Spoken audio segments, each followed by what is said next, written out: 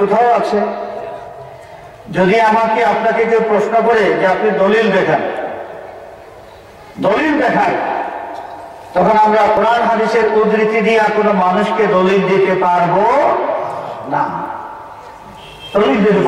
আমাদের দলিল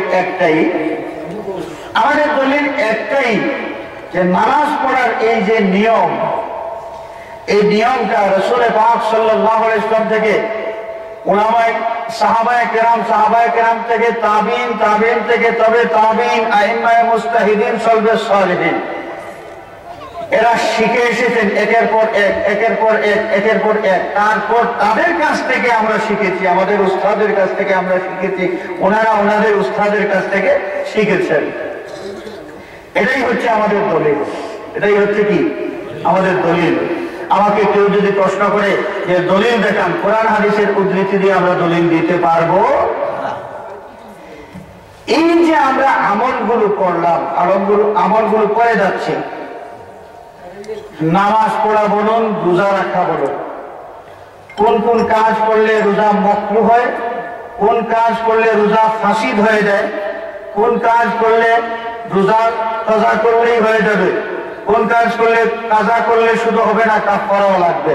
যদি কেউ বলে যে আপনি রোজার কাজা করতেছেন, আপনি দলিল দেখান, আমরা দলিল দিতে পারবো না। দলিল একটাই আমাদের, যে আমরা দেখে এসেছি, এভাবে ওলামায়ে কেরাম বুজুর্গানে কেরাম বলেছেন, মাসলা আমাদেরকে শিখিয়ে দিয়েছেন, এবং আমাদের মুসলমান সমাজের মধ্যে এভাবেই চালু আছে। আমরা এখানে দলিল তালাশ করি না, এবং দলিল তালাশ করি না এই কারণে, প্রধানত কারণ হলো যে এই যে দলিলগুলো আছে, এই দলিলগুলো জানার পিছনে আমি যদি দৌড়াদৌড়ি শুরু করে দেই, তাহলে আমার ব্যবসা বাণিজ্য চলবে না, আমার ক্ষেতের কাজ চলবে না, সংসারের অন্য কাজগুলো চলবে না। সুতরাং শরীয়তের দলিল যারা জানেন, সেই জাননেওয়ালা একদল মানুষ আছেন, তারা মানুষকে জানান এবং তাদের অনুসরণ করেই আমরা পথ চলি। এটাই হচ্ছে তাকলিদ। এটার নাম কি? তাকলিদ। তাকলিদের কিতাবী সংজ্ঞা, কিতাবের মধ্যে এসেছে তাকলিদ কাকে বলা হয়? ইত্তিবাউ রাজুলিন গায়রাহু, ইত্তিবাউ রাজুলিন গায়রাহু ফীমা সামিআহু ইয়াকুলু আও ফি ফি'লিন গায়রা নাযারিন ফি হুজ্জা। কোন মানুষ অন্য আরেকজন মানুষের অনুসরণ করবে, তার কথা শুনে কথার অনুসরণ করবে, অথবা তার কাজ দেখে কাজের অনুসরণ করবে, এবং ওই যিনি অনুসরণ যিনি করে চলেন, তিনি দলিল তালাশ করবেন না, ওই লোক যেভাবে আমল করেন সেভাবে তার দেখা দেখি তিনিও আমল করেন। উনি যেভাবে কথা বলেন, এই আমল এইভাবে হবে, এই আমল এইভাবে হবে, সেই তার কথা শুনে কথা অনুসারে আমল করা। দলিলের তালাশ ব্যতি রেখে কোন মানুষ যখন অন্য কোন মানুষের কথা অথবা কাজের অনুসরণ করবেন, এর নাম হচ্ছে তাকলিদ। এর নাম কি? তাকলিদ। হাজরিন কেরাম, এই তাকলিদটা প্রধানত দুই প্রকার। কত প্রকার? দুই প্রকার। এই বিষয়ের আলোচনাটা আমি এই জন্যই করতে হচ্ছে। তাকলিদ সম্পর্কে, মাযহাব মানা সম্পর্কে আলোচনা করার প্রয়োজন কেন পড়ল? ইদানিংকালে দুনিয়ার বিভিন্ন এলাকার মতো আমাদের বাংলাদেশেও কিছু মানুষ বেরিয়েছে, যারা নিজেদেরকে সালাফি বলে পরিচয় প্রদান করে যে আমরা সালাফি। এবং এই সমস্ত মানুষ টেলিভিশনের চ্যানেলের মাধ্যমে, বিভিন্ন বইপত্রের মাধ্যমে সাধারণ মুসলমানকে বোঝানোর চেষ্টা করে এই কথা যে আমরা কোরআন হাদিসের অনুসরণ করব, কোন মানুষের অনুসরণ করে যদি চলি তাহলে শিরিক হয়ে যাবে। নাউযুবিল্লাহ। এরা মাযহাব মানে না, এরা বলে যে আপনি যে কোরআন হাদিস বাদ দিয়া ইমাম আবু হানিফার অনুসরণ করেন, তো আপনি তো মুশরিক হয়ে গেলেন। নাউযুবিল্লাহ। স্যাটেলাইট চ্যানেলের বদৌলতে আমাদের ঘরে ঘরে আন্তর্জাতিক খ্যাতি সম্পন্ন অনেক তথাকথিত ইসলামী চিন্তাবিদের সুন্দর চেহারা আমরা দেখি। ইদানিংকালে গ্রামাঞ্চলেও চলে এসেছে স্যাটেলাইট চ্যানেল।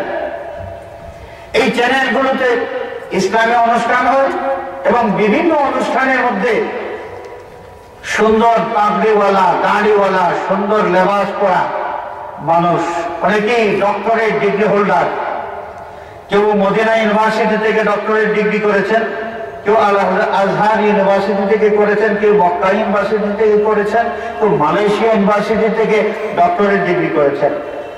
এমন ডিগ্রিধারী কোনো বক্তা যখন ইসলামী অনুষ্ঠানে বক্তব্য দিবেন, তখন সাধারণ মানুষের ধারণা যে রাখালগঞ্জ আলিয়া মাদ্রাসার প্রিন্সিপাল হুজুর, উনি তো এই রাখালগঞ্জের খবরই জানেন, দুনিয়ার আর কোনো খবর জানেন না।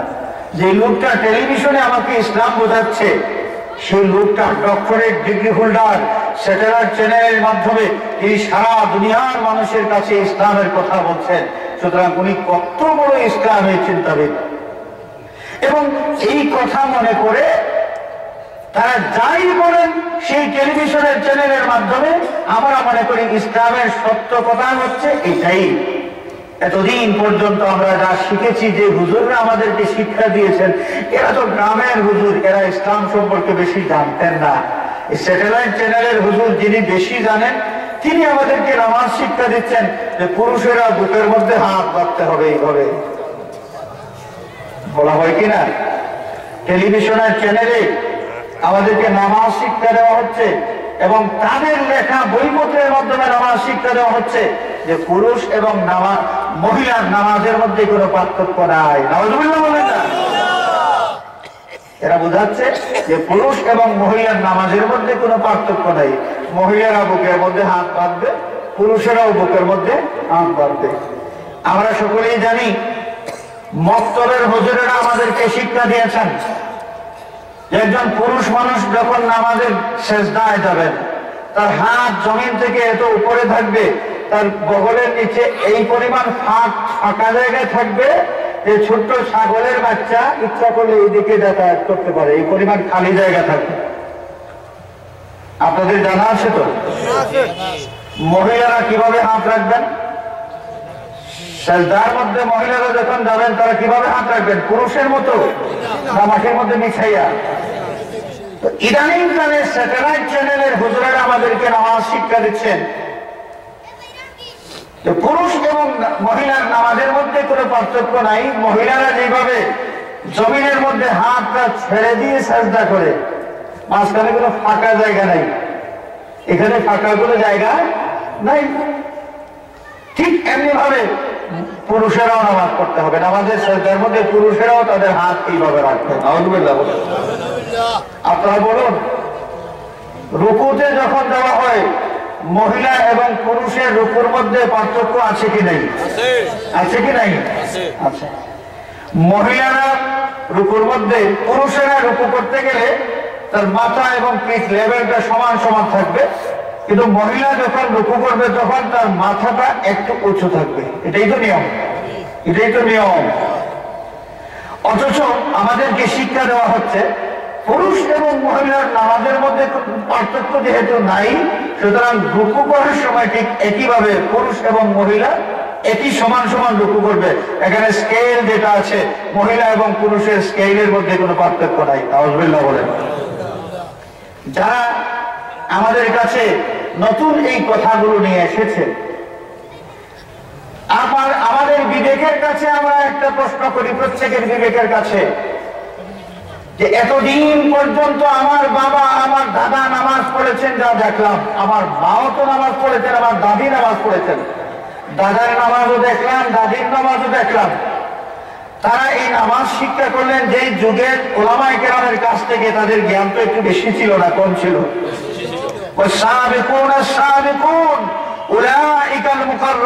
আল্লাহ পাক দুনিয়াবাসীর সামনে এটা প্রকাশ করে দিয়েছেন যে আগের মানুষ যারা, আগের আলিম যারা, তাদের জ্ঞান বেশি।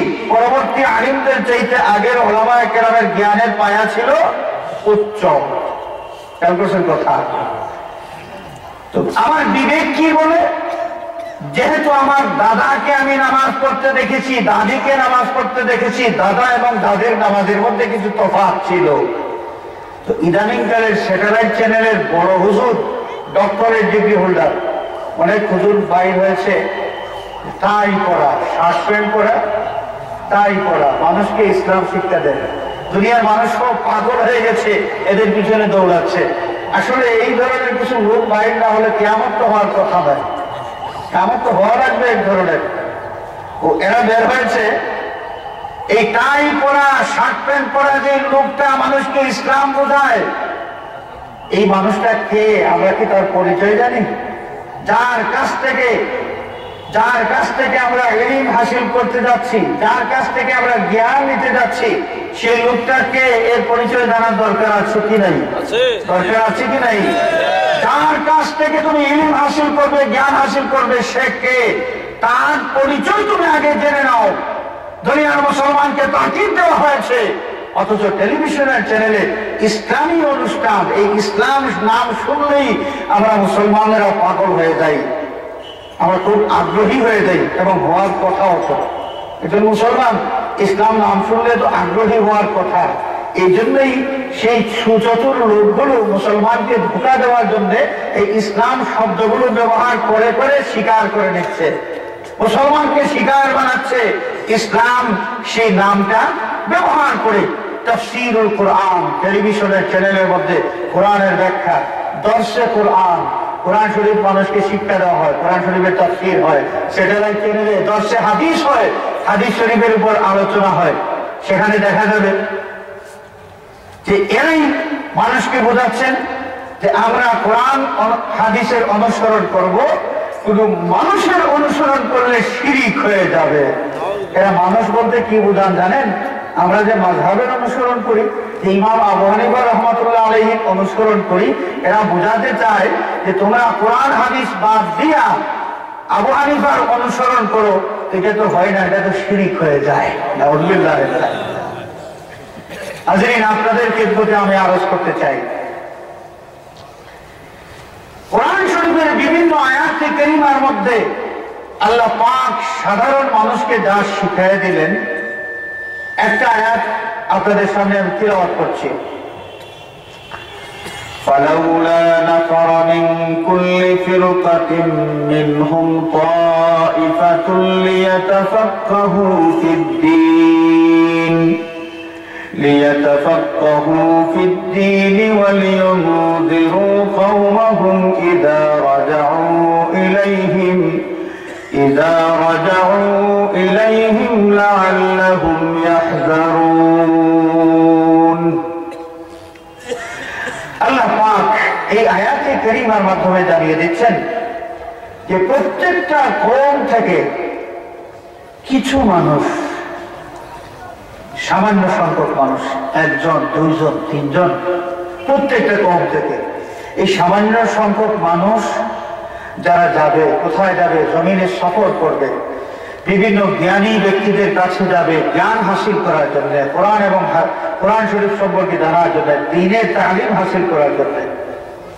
লিয়াতাফাক্কাহু ফিদ্দীন, দ্বীনের সূক্ষ্ম জ্ঞান যারা হাসিল করবেন। ওয়ালিয়ানযিরু কওমাহুম ইযা রাজাউ ইলাইহিম লাআল্লাহুম ইয়াহযারুন, যারা ক্ষেত খামারের কাজের কারণে তালিম হাসিল করতে, তাফাক্কুহু ফিদ্দীন, দ্বীনের সূক্ষ্ম জ্ঞান হাসিল করার জন্য যাইতে পারে নাই, ব্যবসা বাণিজ্যের কারণে, দুনিয়াদারি সাংসারিক ব্যস্ততার কারণে তাফাক্কুহু ফিদ্দীন, দ্বীনের সূক্ষ্ম জ্ঞান হাসিল করার জন্য যাইতে পারে নাই। যারা তাফাক্কুহু ফিদ্দীন হাসিল করেছেন তাদের মধ্যে প্রত্যেকটা গোত্রের মধ্যে সামান্য মানুষ, সেই ফকিহ ব্যক্তিরা, দ্বীনের ধর্মের সূক্ষ্ম জ্ঞানী মানুষেরা, বিজ্ঞজনেরা তাদের কওমের মানুষের কাছে আসবেন।